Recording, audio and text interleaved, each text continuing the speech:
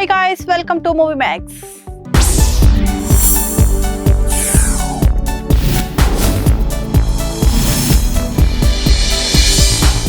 ప్రపంచ ప్రఖ్యాతిగాంచిన Cannes film ఫెస్టివల్లో ఒక ఘోరమైన సంఘటన వెలుగు చూసింది. అందాల పోటీల విజేత Miss Venezuela Andrea Del Val పై ఆమె personal celebrity stylist Giovanni Laguna కత్తెరతో ఘోరంగా దాడి చేశాడు. గ్లామర్ ప్రపంచానికి కేర్ ఆఫ్ అడ్రస్ గా నిలిచే కేన్స్ వేదికగా ఇలాంటి క్రూరమైన దాడి జరగడం ఇప్పుడు ప్రపంచ వ్యాప్తంగా తీవ్ర సంచలనం రేపుతుంది. ఈ వివరాలు ఇలా ఉన్నాయి. హోటల్ రూమ్ లో ఏం జరిగింది? ఫ్రాన్స్ లో జరుగుతున్న కేన్స్ ఫిల్మ్ ఫెస్టివల్ అనుబంధ కార్యక్రమాల్లో పాల్గొనేందుకు Miss Venezuela Andrea Del Val అక్కడకు చేరుకున్నారు.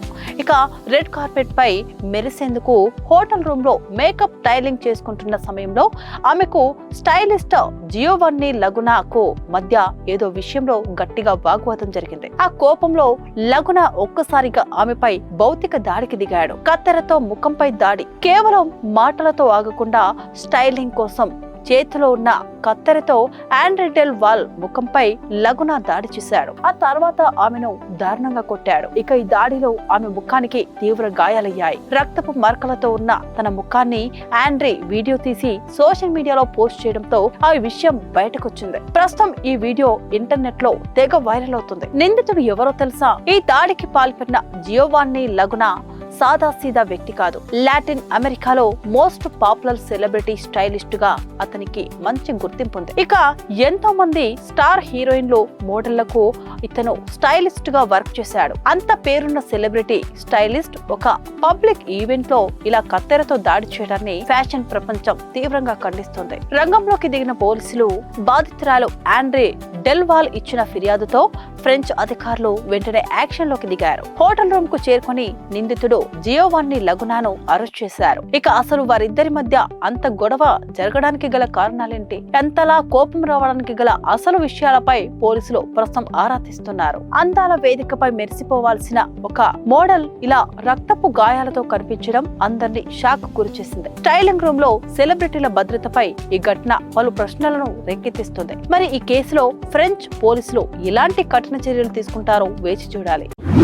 ప్రస్తుతం బాలీవుడ్ పరిశ్రమ తీవ్రమైన సంక్షోభాన్ని ఎదుర్కొంటుంది. తెరపై కనిపించే గ్లామర్ వెలుగుల వెనుక వేలాది మంది కార్మికుల కన్నీళ్లు దాగి ఉన్నాయనే చేదు నిజాన్ని federation of western India cine employees ప్రతినిధులు బహిర్గతం చేశారు. చలనచిత్ర కార్మికుల సంక్షేమం, వారి పని పరిస్థితులు గనక మెరుగుపడకపోతే రాబోయే రోజుల్లో మొత్తం హిందీ చిత్ర పరిశ్రమ తీవ్ర ఇబ్బందుల్లో పడుతుందని, చివరికి పరిశ్రమ పూర్తిగా మూతపడే ప్రమాదం కూడా ఉందని ఆందోళన వ్యక్తం చేస్తున్నారు. సినీ పరిశ్రమలో నటీనటులు, దర్శకులు మాత్రమే కాకుండా తెర వెనుక రాత్రింబవళ్లు శ్రమించే light men, spot boys, art డైరెక్టర్లు, చిన్న తరహా కళాకారులు వేలాది మంది ఉంటారు. ప్రస్తుతం డిజిటల్ ప్లాట్ఫామ్ లో ఓటీటీ విప్లవం పెరిగిన తర్వాత కంటెంట్ ఉత్పత్తి విపరీతంగా పెరిగింది. అయితే ఈ వేగవంతమైన నిర్మాణ ప్రక్రియలో నాణ్యత కంటే అవుట్పుట్ కోసమే మేకర్స్ చూస్తున్నారని, దీంతో రోజువారీ వేతన కార్మికులే అత్యధికంగా నష్టపోతున్నారని కార్మిక సంఘాల నేతలు స్పష్టం చేస్తున్నారు. పరిశ్రమలో ఉన్న ప్రధాన సమస్యలలో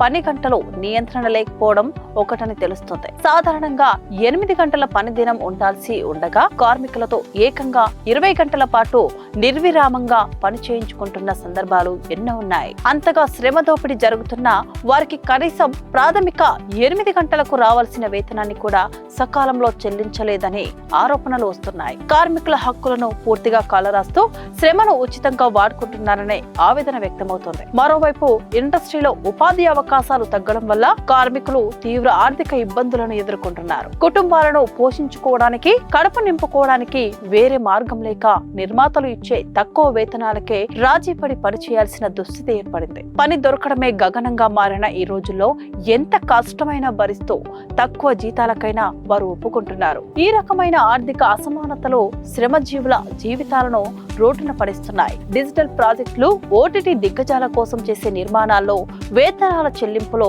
విపరీతమైన ఆలస్యం జరుగుతుందని కార్మిక సంఘం ఎత్తి చూపింది. షూటింగ్ పూర్తయిన కొన్ని నెలల వరకు కార్మికులకు డబ్బులు అందడం లేదు. కొన్ని సందర్భాల్లో వేతనాలు ఇవ్వాల్సిన సమయానికి సదరు నిర్మాణ సంస్థలు లేదా నిర్మాతల ఆచూకీ కూడా దొరకడం లేదంటున్నారు. దీంతో రోజువారీ కూలీలు ఎవరిని ఆశ్రయించారో తెలియక దిక్కుతోచని స్థితిలో ఉండిపోతున్నారని ఆందోళన వ్యక్తం చేశారు. ఈ పరిస్థితి పరిస్థితులు ఇలాగే కొనసాగితే బాలీవుడ్ పరిశ్రమ పూర్తిగా స్తంభించిపోతుందని వేలాది మంది కార్మికులు రోడ్డున పడే రోజులు ఎంతో దూరంలో లేవని అధ్యక్షులు బిఎన్ తివారీ హెచ్చరించారు. ప్రస్తుతం పరిశ్రమలో ఉన్న వాతావరణం ఏమాత్రం ఆశాజనకంగా లేదని, కార్మికుల సమస్యలను అర్థం చేసుకుని వారికి తగిన న్యాయం జరిగేలా చూడటానికి ఫెడరేషన్ నిరంతరం ప్రయత్నిస్తుందని పేర్కొన్నారు.